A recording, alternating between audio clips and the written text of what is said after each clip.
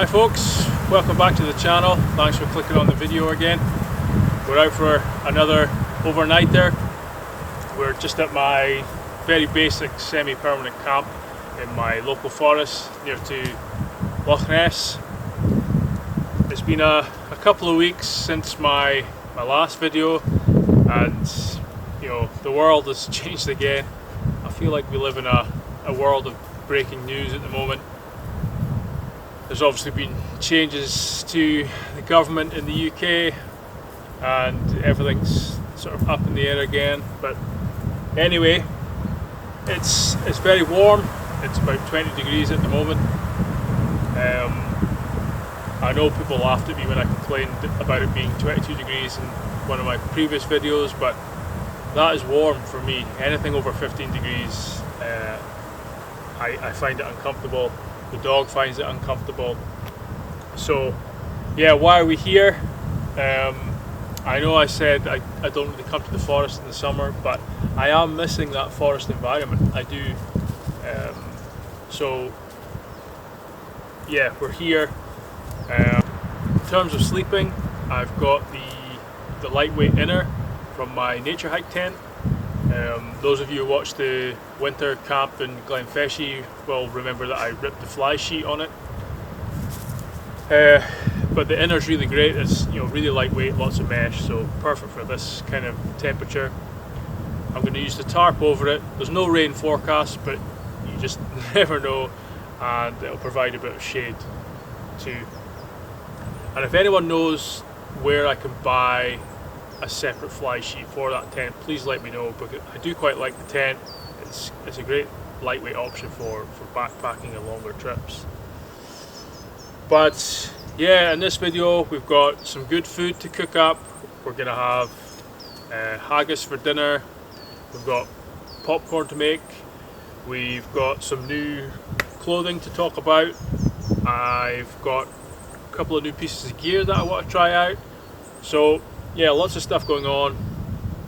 I'm going to have a fire, there's a dog, there's going to be an axe involved at some point, so it's basically everything that you would need in a YouTube video. So yeah, stick around. I'm going to get some firewood collected and get camp set up for tonight, and see how we go on.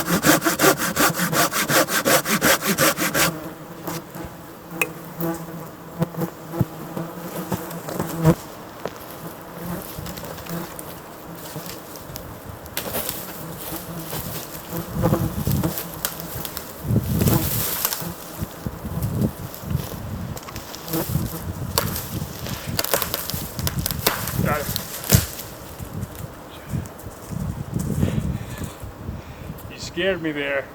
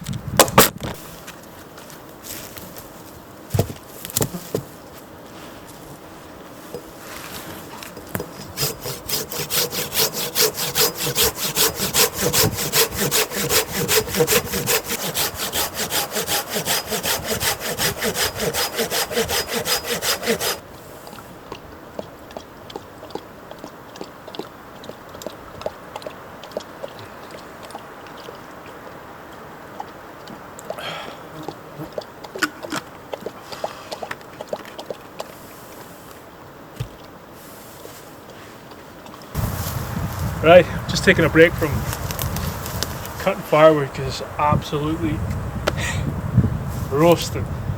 I'm just going to talk a little bit about one of the new pieces of gear that I bought. Not sponsored or anything like that, not gifted. I found out about this on another YouTube channel, Ted Weirham, I'm not sure how you say it. He's the Fjallraven ambassador type guy, does lots of hiking and outdoor type stuff. Anyway, he did a big long distance hike. I think he did the Kungsleden trail in Sweden. And he took a solar panel with him because obviously he's away for days and days. And I quite like the idea for my Sweden trip. I'm going to be kind of 10 days walking and camping. So I thought instead of taking more heavier batteries and battery packs, I would take something like this. And it's the X-Storm Solarboost. I'll link it in the description. But yeah, it's essentially just a big solar panel. And yeah, you can hook it onto a branch, which I'm going to do now, or hook it onto your backpack when you're walking. It's got these eyelets that you can secure it, and you basically have a little readout here, 2 USB ports, so you can charge 2 devices at a time, and then it's got this pocket for cables and things in the back. So yeah, I'm going to hang it up. Haven't used it before, and see how well it charges my phone. It is 2 o'clock right now, and my phone is on 80% battery. So I'll come back in half an hour and see what it's doing.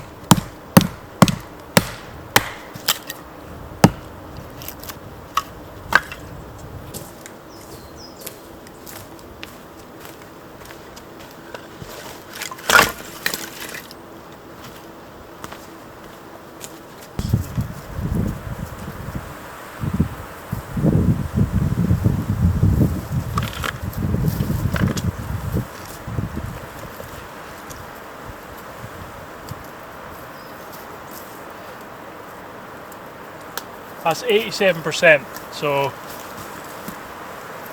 yeah, 5% charge in 30 minutes. That's pretty good. And if you had it on your rucksack all day and it was just kind of trickle charging, yeah, I'm quite happy with that. Obviously it's going to be affected by cloud cover and things, but it's nice to know I have this backup. And what I'll probably do is, instead of charging devices directly, I've got a battery pack that I'll top that battery pack up every day and then charge devices from the battery pack. So yeah, that's pretty good. Pleased with that.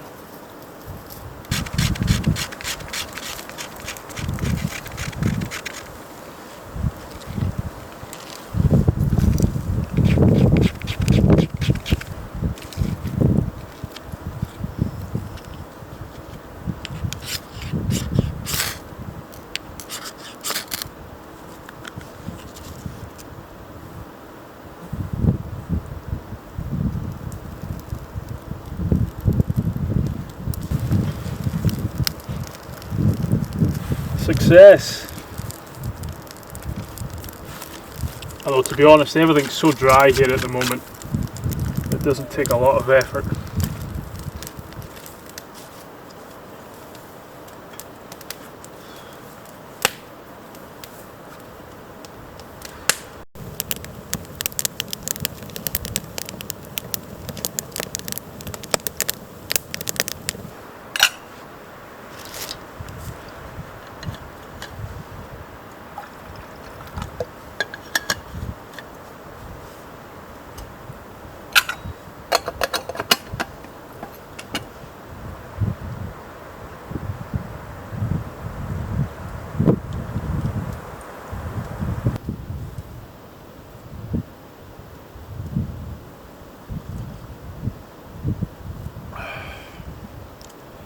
So yeah, in a couple of weeks time, or just over 2 weeks, I'm supposed to be flying to Norway, but I still don't have a passport. So yeah, I mean, I knew that my passport expired in October this year, and then the Norway trip came up, and then I booked the Sweden trip, and I thought it's fine, you know, these trips are before my passport expires, obviously. And then just by chance, someone told me that you know, after Brexit, you now need a bit of a buffer on the end of your passport. So to travel to these countries, you need 3 months left on your passport by the time you go. So Sweden would have been too close, and Norway, I don't know if I would have got away with it. So I put my passport in straight away back in mid-April. And yeah, ever since then it's been in the news about the passport delays. So I think it's 10 weeks on Monday or Tuesday. So yeah, I'll see if something changes then. I don't know if I can then ask for it urgently or what the deal is, but I've got a tracking code for it and I'm checking it daily, but nothing's changing. So fingers crossed, but yeah, it'd be really sad if I wasn't able to go on that trip.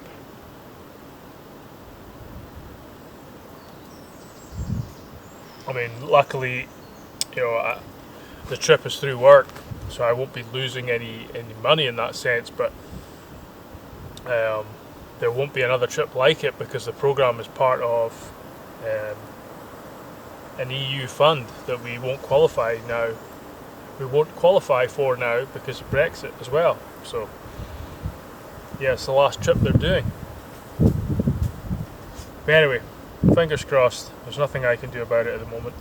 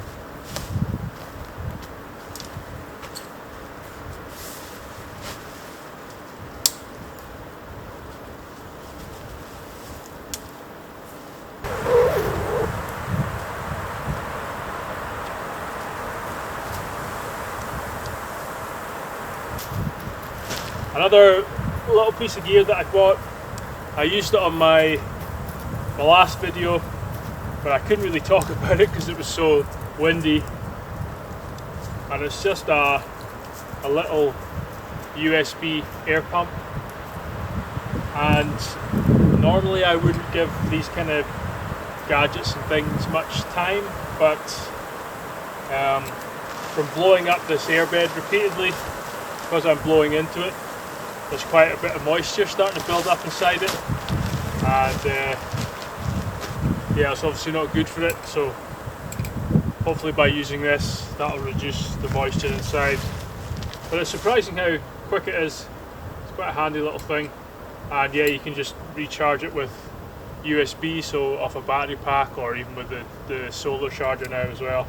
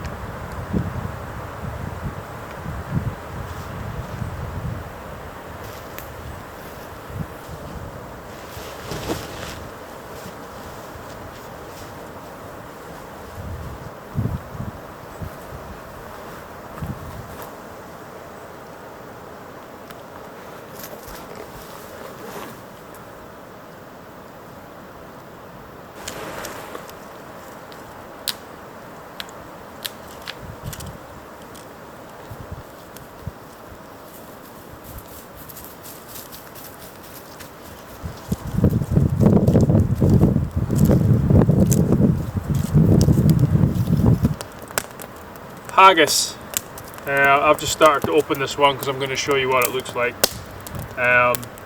This is quite a large one, obviously for one person, but this was all that the little shop where I live had. The haggis is it's a traditional Scottish food, and it's basically sheep offal, so the lung, hearts, kidneys, that kind of thing.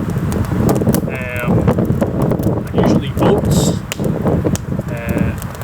fat, spices, some salt, and that would all be wrapped up in the sheep's stomach lining. And that used to be a traditional Scottish food. And I suppose the full traditional meal is you would have the haggis with neeps and tatties, as it's known in Scotland. And neeps is basically sweet, and tatties is potatoes. And for a lot of people that was the main food available to them, and that was all they were able to grow in the Highlands.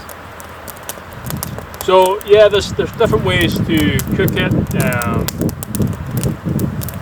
If I have a natural casing on the haggis, you can boil it. This isn't a sheep's stomach lining. This is just some kind of plastic, like synthetic casing. So I'm going to open this and essentially fry it in the billy can. That's the way I'm going to cook it. That's the easiest way anyway. And I don't actually have neeps and tatties with me. All I had in the house was carrots and sweet potato, so I'm going to boil them up instead and make like a combined mash with them, and then have it with the haggis.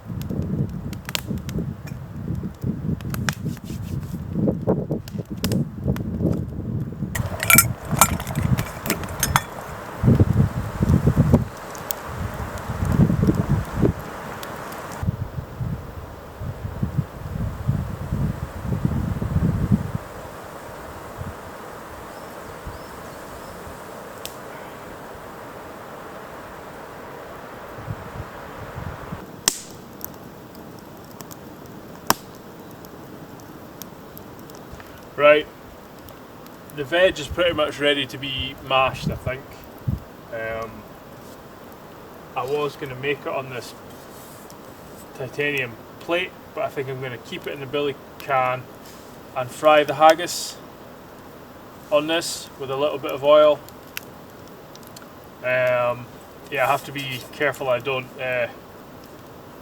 burn it, because like I say, it's just thin titanium. That's why I made this handle, so at least I can kind of hold it above the heat. Oof, that was close.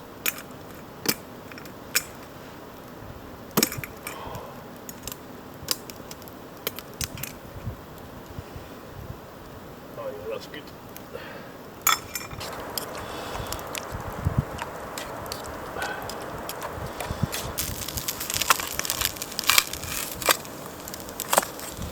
No, this handle's not going to work.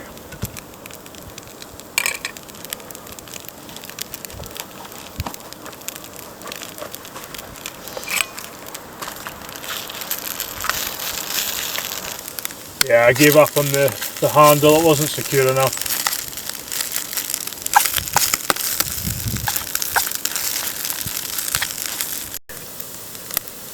Right, I'm calling that good. The haggis is cooked all the way through. It smells amazing.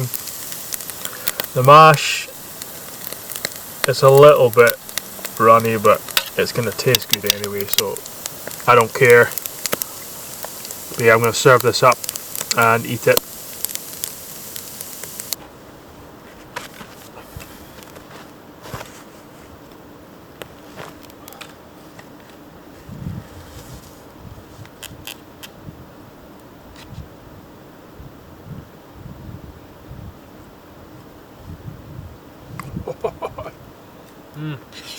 That's so good.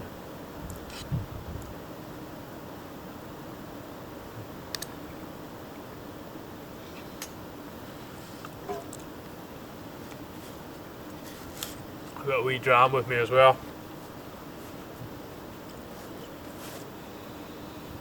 Back to the Lefroy this week.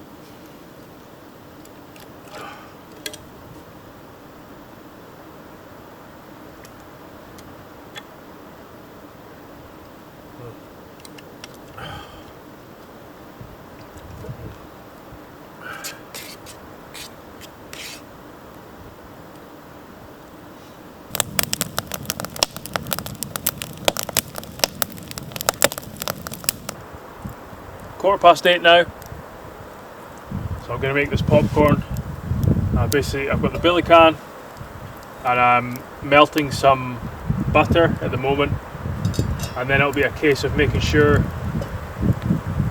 that that's nice and hot, and then I'll throw these popcorn kernels in. For a flavouring, I've just got a small container of, it's basically sweetener in powder form, a bit of aromat seasoning, and smoked paprika. That's it. So yeah, if you haven't tried that before, try it. It's a nice combination. Here we go. Get the lid on.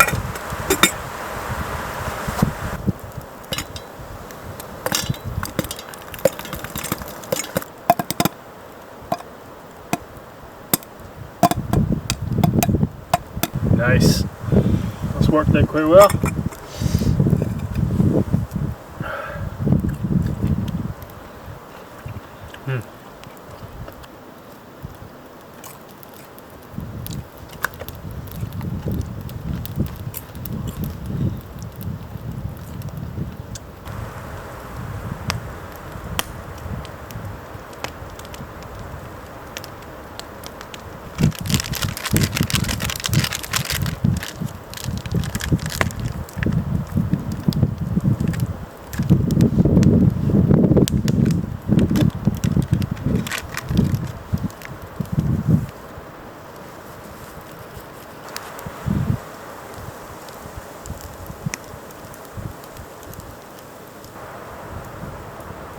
Yeah, I'll call it a day there, and I will see you in the morning.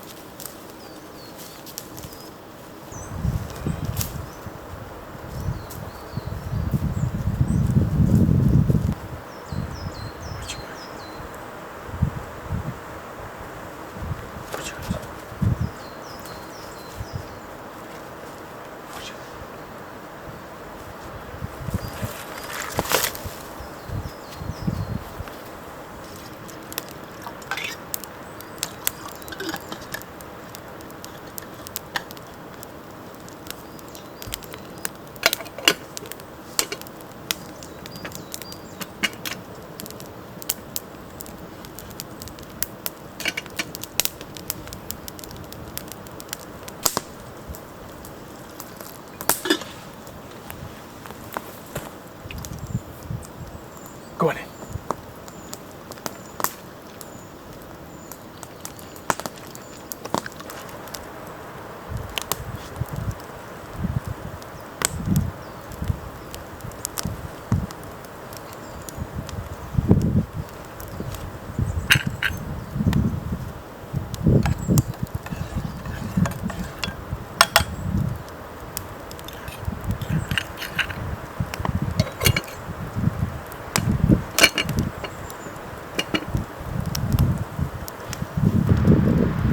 Morning, folks. Had another good night's sleep. Yeah, I like sleeping in the tent with like the fly sheet over it. It's nice, especially with that tent. It's got a lot of mesh. You've got a nice 360 view, especially in the morning. I've just got a couple of eggs to cook up. Gonna have a couple of egg rolls. I'm just gonna poach them in the top lid of the billy can.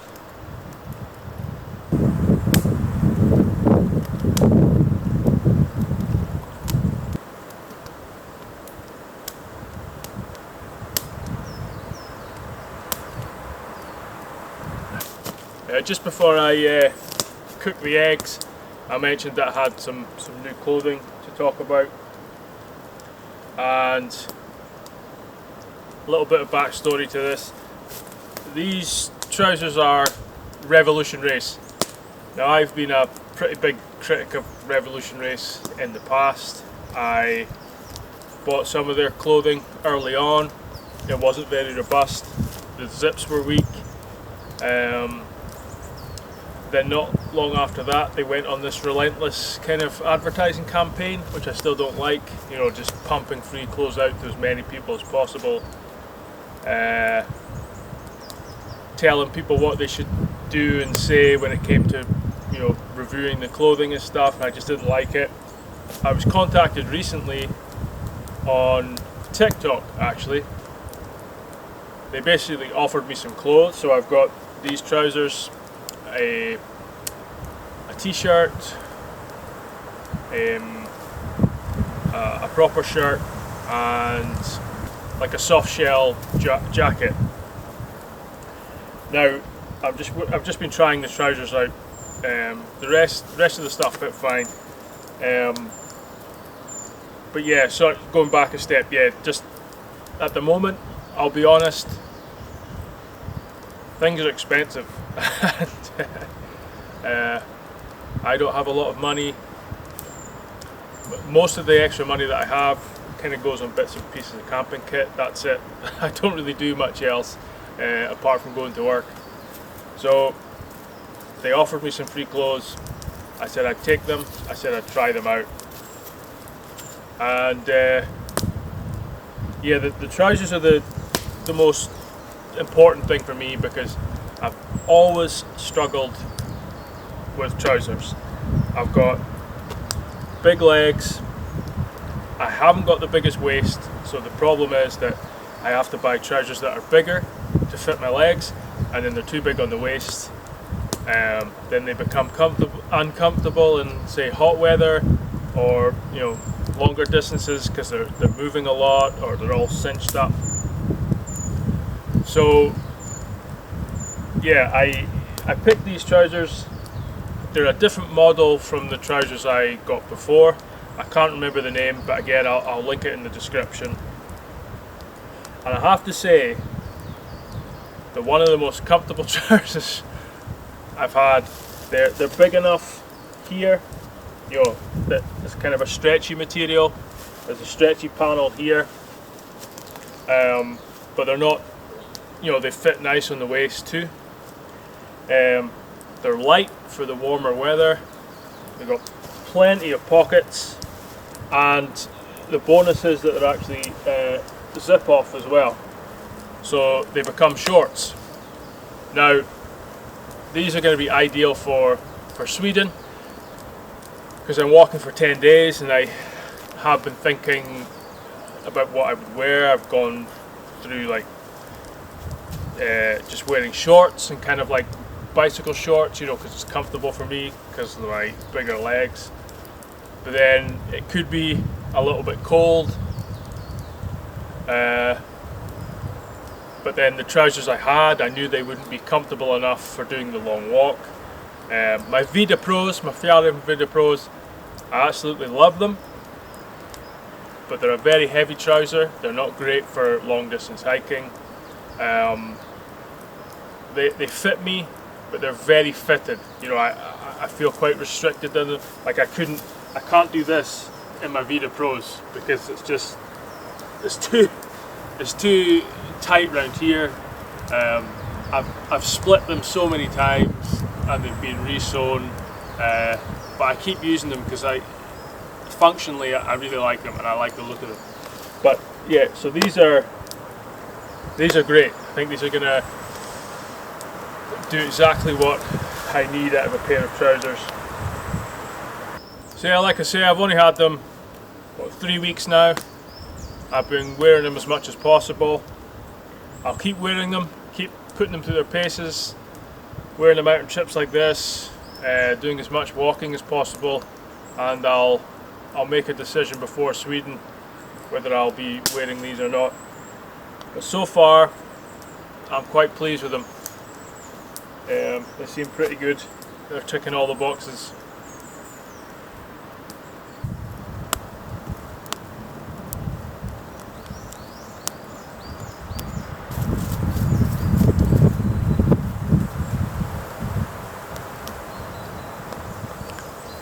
He's lost his ball.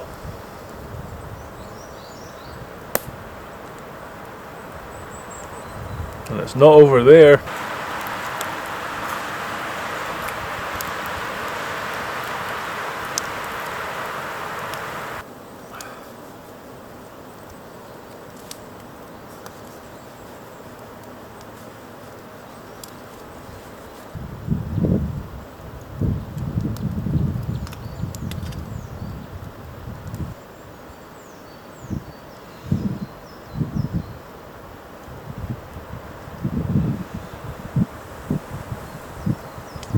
Right folks, I think that's me again for another video. A nice short trip, comfortable overnighter, can't complain. Weather turned out quite nice and no midge, so yeah, fantastic. But yeah, I'm just going to get packed up here and head on out. But for the channel in general, we're actually approaching 1,000 subscribers now, which is kind of unbelievable. It's only been 6 months really, so I wasn't expecting to be at this point, but I really appreciate everyone who's subscribing. If you haven't subscribed already, please do. It really does help the channel. Any kind of interaction helps the channel. I'm still hoping to do a sort of planning what's in my bag type video for the Sweden trip. If people are interested in that, just trying to find the time to lay everything out and talk about it. And then the Sweden trip itself, I think I'm relatively confident that my passport should come comfortably in time for Sweden. So I'm not worrying about not doing that trip at the moment. But yeah, for those who don't know, I'm going to Sweden for a couple of weeks, and I'm going to be camping and hiking for about 10 days for part of it. So I'm hoping to do maybe a 2 or 3 part video. I'm looking forward to that. I know that some of my videos have been a little frustrating to watch in terms of the sound. A lot of wind noise, a couple of trips. If I didn't put any clips with wind noise on, there wouldn't have been any clips. So I apologise for that. I know it's annoying. It annoys me, but I think I've fixed that problem. I've bought an external sound recorder with a mic on it. So hopefully that will improve the sound in these videos a lot. And yeah, if you want to stick around, Forest Thoughts is back this video. If you're new here, I try and do a segment at the end of my videos which is well, it's supposed to be educational, and I'll ramble on about something related to forestry or the environment, or ecological issues, that kind of thing. This week, I don't know if it's going to be so much educational as just a rant, but yeah, if you feel like sticking around, please do. And if you don't, that's fair enough, and I will see you all on the next video.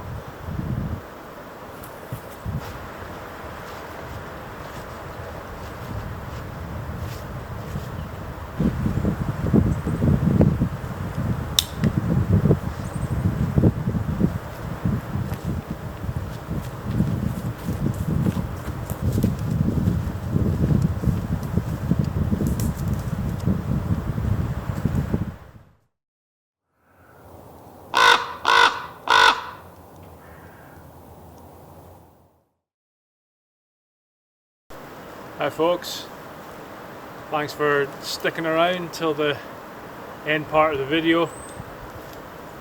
If this is your first Forest Thoughts, I'm going to apologise in advance because I'm really not sure where I'm going to go with this, and you'll notice that I like to ramble anyway, but bear with me. I suppose this video, I kind of wanted to talk a little bit about different perspectives when it comes to landscapes and restoring landscapes, and changes in land use in our landscapes. So I'll start off in a UK sense. So, during the 19th century and the beginning of the 20th century, our forest cover here was at an all-time low. It was something like 4 or 5%, I think. And after the First World War, it was realised that we don't have a supply of timber that we can rely on in our own country. So in 1919 the Forestry Commission was created, and their main purpose at the time was to grab as much land as possible and plant it up with as many trees as possible, and to try and replenish our timber stocks as quickly as we could. And on top of that, we figured out quite quickly that a lot of non-native species tree species, especially from Northwest America, grow best here when you're looking for timber quality and speed of growth. So that's why we have a lot of Sitka spruce, lodgepole pine, Douglas fir, these kind of things. So a lot of those trees that were put back in the landscape were non-native. They were planted right up to boundaries, to get the most timber out as possible. So right up to fences, right up to water courses, which often left quite geometric blocks on the landscape too. But ultimately it was for the benefit of everyone, or there was some benefit there. Yes, it wasn't ideal for the land. The forest itself, monoculture,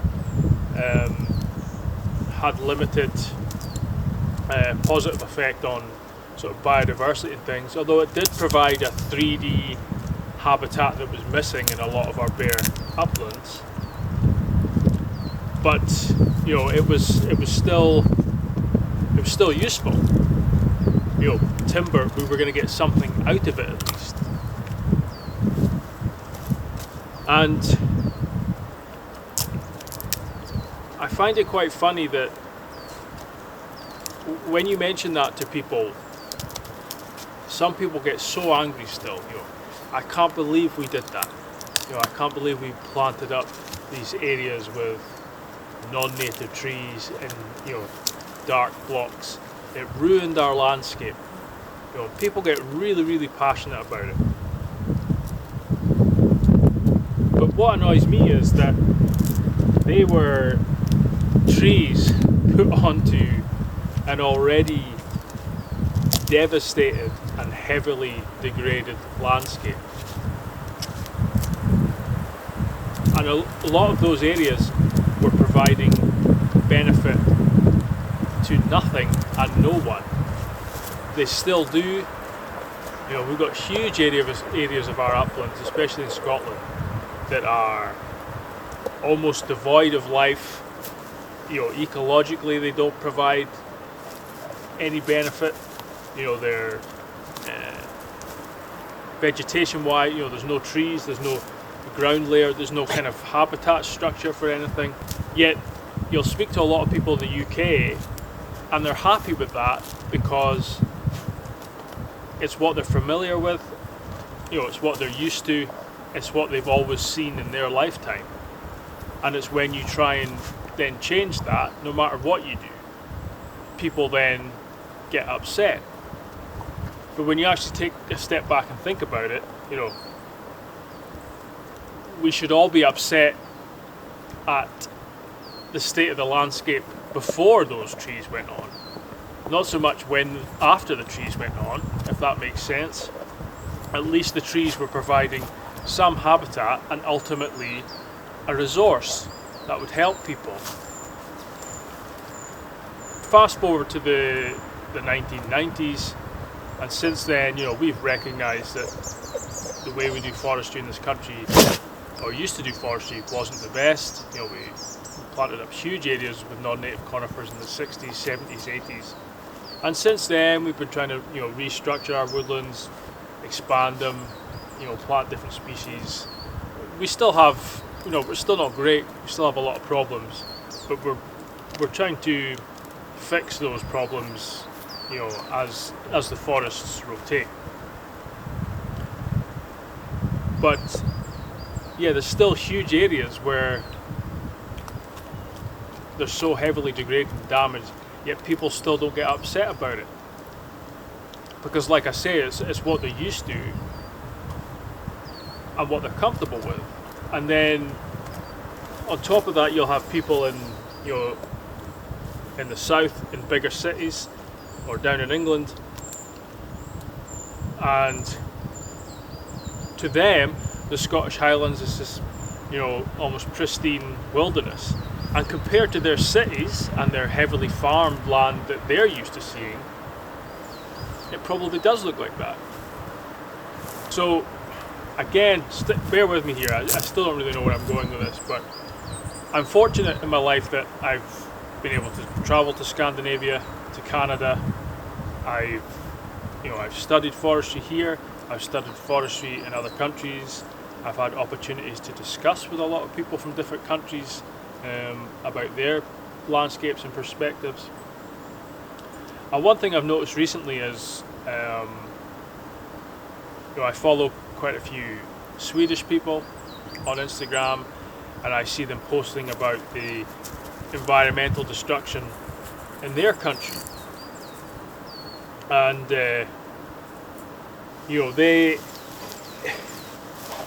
when it comes to Sweden, in terms of their forestry, it's so much more sustainable than ours here. It really is. Most of the species they use in forestry are native to begin with. So you've still got that benefit to biodiversity. They've still got scale, which is important for habitat. I think it's over 70% of Sweden is still under forest cover. Whereas our forests here are very small and fragmented, that has a huge negative impact. But to them, the Swedish people, that's not good enough, and rightly so, because they still have some old growth forest left, and they see that being cut down, and you cannot replace that. They also have, they still have some apex predators left, wolves, bears, and they're being killed off. And they see that, they see their wildlife being destroyed. So again, like in the UK, we kind of look to Scandinavia as, somewhere a lot, I can't think of the right word, ahead of us in terms of landscape and forest and wildlife and things, but they have their own problems. Because when you're there, their perspective is they're seeing their old growth forest being removed, whereas here, we're talking about just putting some kind of trees on the landscape. So I guess the point I'm trying to make is that in some strange way we're all linked by sort of environmental destruction across the world, but we're just all at different stages of it. And it's easy to make assumptions based on your perspectives of someone else, but everywhere has their own problems. Everyone's got something going on. I mean, take Canada for example. You think, well, what's their problem? They've still got huge areas of untouched forest, nothing to worry about. Yet there's people there that see, certain watersheds being completely logged of old growth forest, or a new oil pipeline going in somewhere. And it's very easy for us to think, well, it's only one pipeline or it's only one watershed. Look at the rest of what you've got. But that's how it starts. The destruction has to start somewhere. And just because they have a lot of stuff left still doesn't make it okay. So, like for Sweden, just because they have a lot of forest doesn't mean they can afford to lose their remaining old growth forest.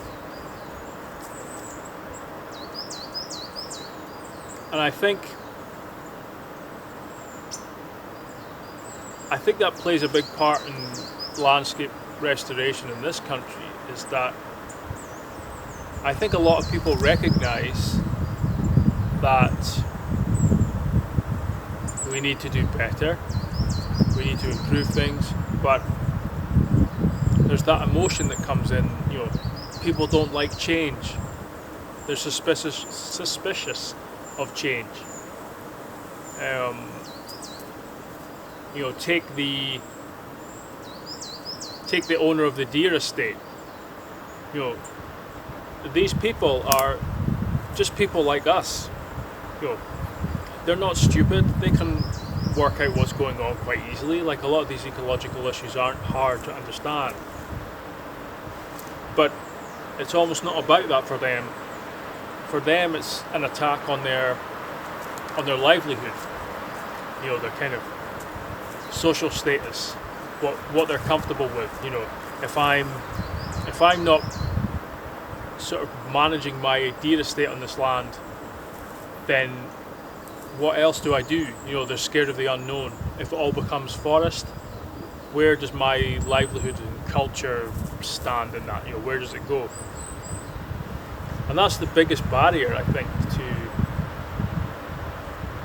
change in a lot of places, is getting over that cultural and emotional barrier. I mean, going back to Sweden,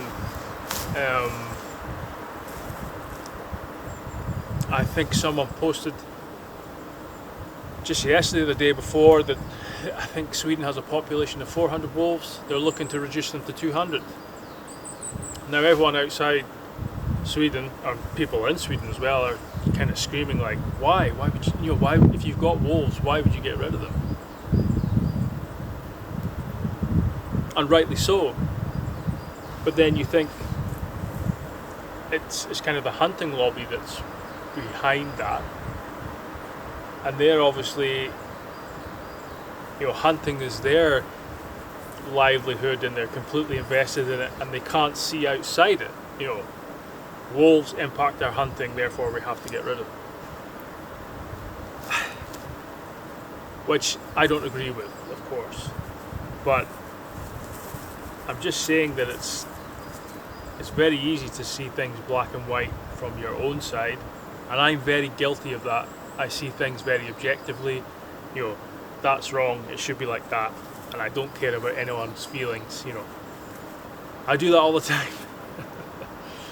But a lot of the time it doesn't get things anywhere, because you alienate people, and people tend to dig in more and refuse to budge on their position. So I guess what I'm saying is, you know, it's very easy to throw hate towards these hunters, but it's almost like the more hate you throw, the more they're going to stick to, you know, we must kill the wolves and we're not going to change. But if you try and work with them, and I know it's difficult, you have to be the bigger person, you know, maybe there's more chance of it changing. I don't know. It's a difficult one. Coming back to where I started, it just frustrates me, you know, that some people will get so upset when you try and put trees back onto a landscape, when they should be 100 times more upset at the state of our landscape already. You know, on my social media, I talk quite a lot about deer fences, you know, being a necessary evil, but in some areas they work, and we wouldn't have forest or woodland without them. Yet people are very quick to jump in and go, oh, fences are ugly though, you know, they're a scar on the landscape. It's like, yes, but those fences are helping to restore forest in a landscape that's so heavily degraded and devoid of all the biodiversity. You know, it's a small sacrifice to make to have something there.